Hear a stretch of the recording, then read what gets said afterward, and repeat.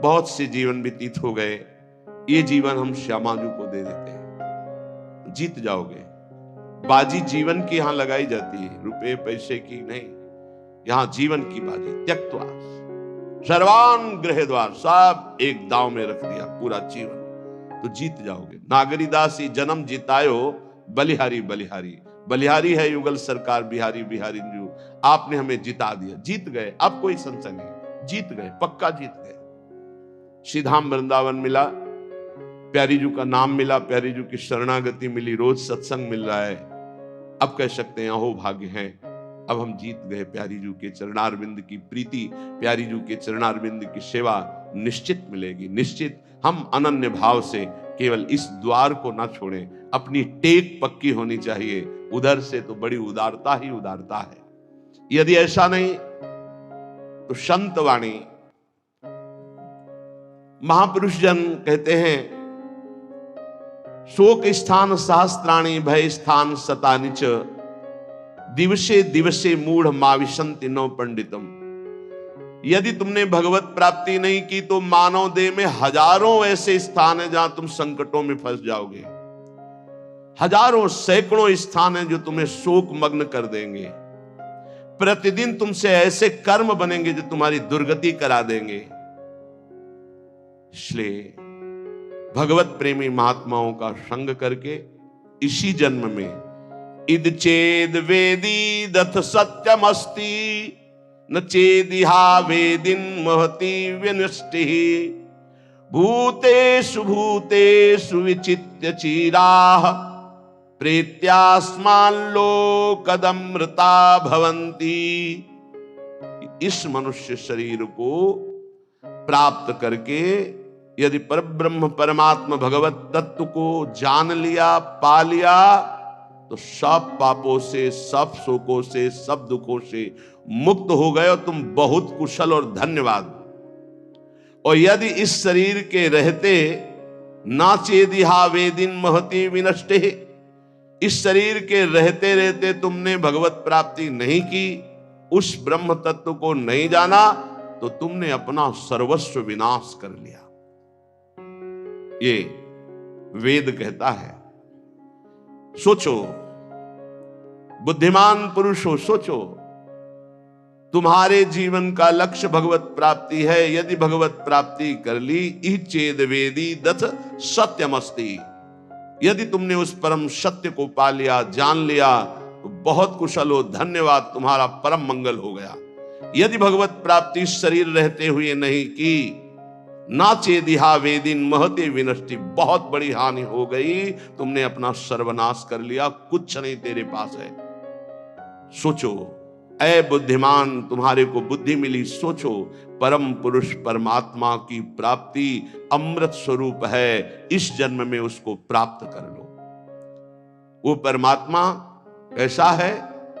एको देवः सर्वभूतेषु गूढ़ः, सर्वव्यापी सर्वभूतांतरात्मा, कर्माध्यक्षः सर्वभूताधिवासः, साक्षी चेता केवलो निर्गुणश्च। वेद कहता है वह परमात्मा एक है, दो नहीं। ये जितना अलग अलग मेड़ बंधी, वो सब मेरे ही प्रभु के नाम है, मेरे ही प्रभु के संप्रदाय है, मेरे ही प्रभु की आराधना, कोई और नहीं। हम किसी और की आराधना नहीं करते, ध्यान रखना। हमें किसी और की कृपा की आकांक्षा नहीं है। यहां जो भी हो रहा है यंत्रवत हो रहा, मेरी स्वामिनी जी करवा रही।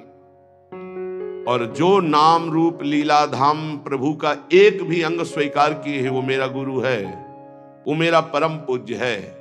मैं किसी और का पूजन नहीं करता हूं, मैं अपने गुरु का पूजन करता हूं, मैं अपने इष्ट का पूजन करता हूं। यहां इष्ट श्यामा श्याम और पार्श्व में जितने विराजमान हुए हैं और होंगे और होते रहेंगे, वो सब मेरे गुरु होंगे। अखंड मंडलाकारम व्याप्तमेन चराचरम तत्पदम दर्शितमेन तस्मै श्री गुरुवे नमः। सबे संत गुरुदेव हैं, व्यासै या परतीति। एको देवः, ये वेद कह रहा है, बिल्कुल स्पष्ट, ये दिमाग में बैठा लो। परमात्मा कैसा है? एको देवः, वो एक है। सर्वभूतेषु गूढ़ः, उस समस्त शरीरों में गूढ़ रूप से छुपा हुआ है, वो रहस्य रूप से छुपा छुपी का खेल खेल रहा है। समस्त शरीरों में एक ही परमात्मा है, समस्त उपासनाओं का एक ही परमात्मा इष्ट है। उसे कितने नामों से, अनंत नामों से बोलो, पर वो है एक। एको देवः है कहा सर्वभूतेषु गूढ़ा, इन्हीं समस्त शरीरों में गूढ़ रूप से छुपा हुआ है।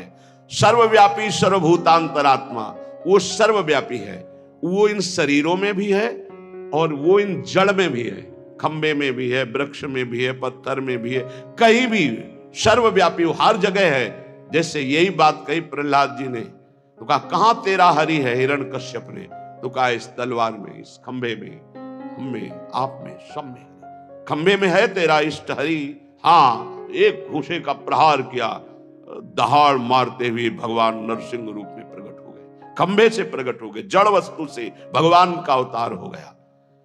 कैसे हैं भगवान? बोले सर्वभूतेषु गूढ़ा, समस्त शरीरधारियों में गूढ़ रूप से विराजमान है। तो केवल शरीरधारियों में? बोले नहीं, सर्वव्यापी, सर्वत्र, किसी में कोई ऐसा अणु परमाणु नहीं, अणु अणियान, महतो महियान, छोटे से छोटा, बड़े से बड़ा, कुछ ऐसा नहीं जिसमें मेरा भगवान ना समाया हो। सर्वभूतांतरात्मा, वो अंतर्यामी रूप से सर्वभूतों के अंदर विराजमान, सब जगह विराजमान है। कर्माध्यक्ष, वो सबके कर्मों का अधिष्ठाता है, वो देख रहा है तुम क्या कर रहे हो, इसलिए भोगना पड़ेगा, किसी और के देखने की जरूरत नहीं। कर्माध्यक्ष वो परमात्मा, वो देख रहा है तुम्हें, डरो उससे, डरो। पाप कर्म करते समय ध्यान रखो, तुम्हें देख रहा है कोई, वो है परमात्मा, वही कर्माध्यक्ष है, वही न्यायाधीश है, वो स्वयं देख रहा है, किसी की वकालत की जरूरत नहीं, गवाही की जरूरत नहीं, साक्षी की जरूरत नहीं। कर्माध्यक्ष, वो समस्त कर्मों का अध्यक्ष स्वामी तुम्हारे कर्मों को देख रहा है, उसका अवश्य फल तुम्हें देगा। सर्वभूताधिवासः, समस्त भूतों में वो निवास कर रहा है, पक्का निवास कर रहा है। साक्षी चेता, वो सबका साक्षी है और चैतन्य घन स्वरूप है। केवलो निर्गुणश्च, वो सतोगुण, रजोगुण, तमोगुण, तीनों गुणों से ऊपर उठा हुआ निर्गुण है। निर्गुण का तात्पर्य होता है गुणातीत, गुणातीत माया के इन तीनों गुणों से ऊपर, सबको चेतना प्रदान उसी से होती है, चैतन्य शक्ति उसी से जागृत होती है। एको वसी निष्क्रियाणाम बहुनामेकम बीजम बहुधा यह करोति तमात्मस्थम येनु पश्यन्ति धीरास्तेषां सुखम शाश्वतम नेतरेषाम। जो अकेला एक अनंत ब्रह्मांडों में, अनंत भूतों में, अनंत शक्तियों में अपनी शक्ति का संचार करता है, वो सबका शासक एक ईश्वर है। वो प्रकृति को बीज रूप से अनेक रूपों में परिणित करके विराजमान है। ये सब वही साक्षात विराजमान है, वही प्रकट रूप में दिखाई दे रहा है, वही अप्रकट सबके हृदय में विराजमान, सबसे परे सब में भरे, सबसे परे और सब में भरे। जो सबसे भरे वही सबसे परे, जो सबसे परे वही सब में भरे। यह रहस्य रघुनाथ कर बेगी न जाने कोई, और जो जाने रघुपति कृपा तो सपने मोह न होए।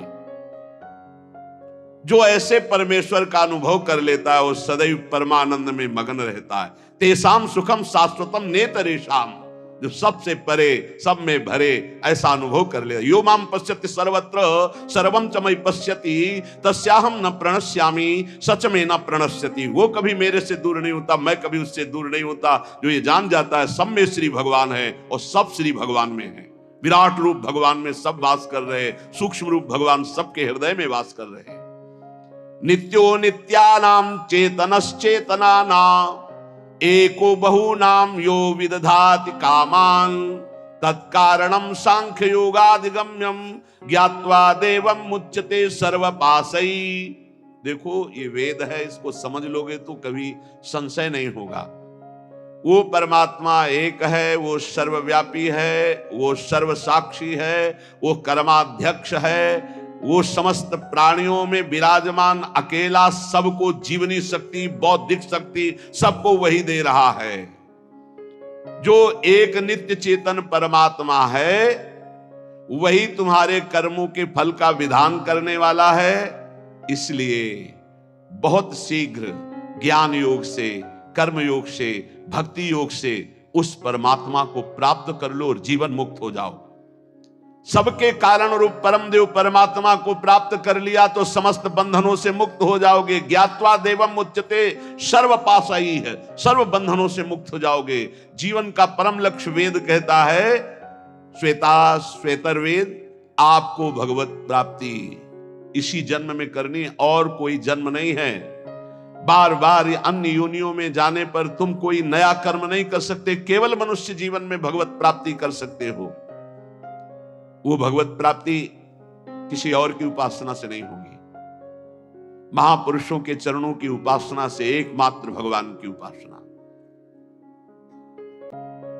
रहुगणित तत्प्रसाद याति न चेज्या न निरूपणात् गृहाद्वा न छंदसा नैव जलाग्नि सूर्यो बिना महात्माद रजोभिषेकम। तो ये कह रहे हैं और कोई उपासना से इनकी प्राप्ति नहीं होने वाली। अगर आप समझते हो कि अन्य कोई, तो इनका प्रवेश ही नहीं है।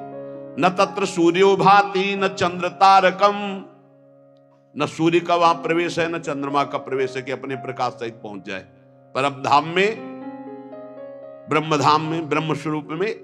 न तत्र सूर्यो भाति न चंद्र तारकम नेमा विद्यतो भांति कुतोयम अग्नि, न अग्नि न बिजली न चंद्रमा न सूर्य।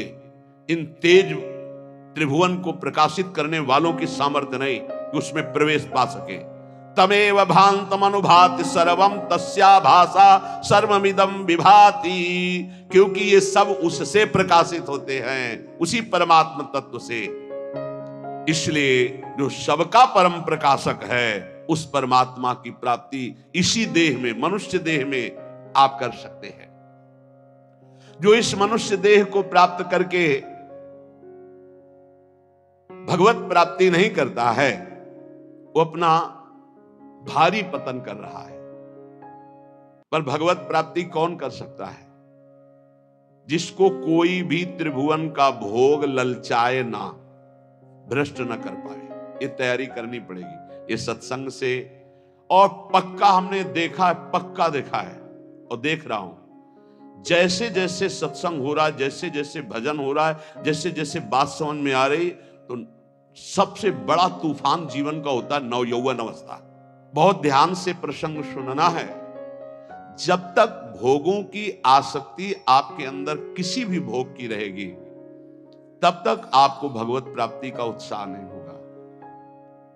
एक बार ये जो प्रसंग चला, एक बार नचिकेता नाम के ब्रह्म ऋषि के पुत्र थे वो, तो उनका जन्मोत्सव मनाया जा रहा था। तो जन्मोत्सव में अब वो ब्रह्म ऋषि थे, तो बहुत से ब्रह्म ऋषियों को बुलाया, मंत्रोच्चारण हुए वेदों के, फिर गौएं दान की। तो नचिकेता ने देखा गलत हो रहा है, उन्हीं का जन्मोत्सव था। अच्छी अच्छी गौएं गौशाला में रख ली गई हैं, और जो कम दूध देती हैं या जो दूध देना छोड़ने वाली हैं, वो गौएं दान की जाए।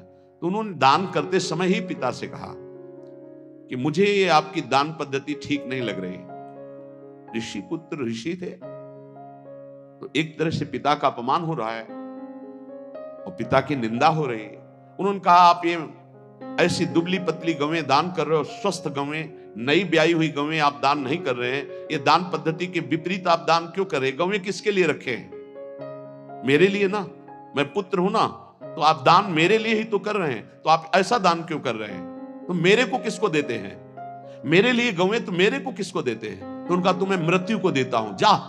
बड़े क्रोध में हुए और जा यमपुरी की यात्रा कर। और वो ब्रह्म ऋषि, एक एक शब्द सत्य होता है सत्य बोलने वालों का, तत्काल यमपुरी के लिए नचिकेता। अब अपराध था नहीं, इसलिए सशरीर यमपुरी गए। अब जे ही यमपुरी में पहुंचे तो